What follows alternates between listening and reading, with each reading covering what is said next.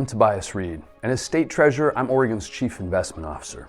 Oregon is already witnessing firsthand the threat that climate change presents to our state and to the frontline workers that keep our economy moving. Drought, prolonged fire seasons, damaging ice storms and floods, smoky skies, threatened salmon runs. We've faced all these challenges and more recently. My job as State Treasurer is to manage pension funds on behalf of teachers, first responders, public health nurses, and everyone serving our state and local communities.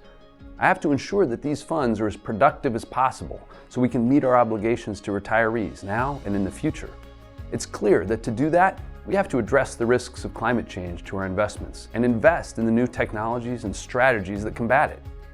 Today, I'm happy to announce my personal commitment to the goal of decarbonizing the Oregon Public Employee Pension Fund and to presenting a plan to the Oregon Investment Council to achieve a net zero carbon emission portfolio. This plan will align Oregon's pension fund investments with the goals contained in the Paris Climate Agreement. As one of 5 members of the Oregon Investment Council, I can't act alone towards this goal, but it's my job to give the Council a responsible plan that ensures the long-term sustainability of our investment returns. So I'll work with my staff to develop recommendations to present to the Council for consideration. This plan will be built around 4 components. 1. A clear pledge to achieve net zero emissions by 2050 or earlier. 2. A baseline emissions measurement and interim targets for managing climate risks and identifying opportunities for expanded investments in low carbon solutions. 3. Methodologies and frameworks to measure progress on meeting interim targets and timelines for review of investments in carbon intensive activities like thermal coal, tar sands, and fracked natural gas. And 4, recommendations for appropriate transparency and reporting mechanisms to demonstrate progress.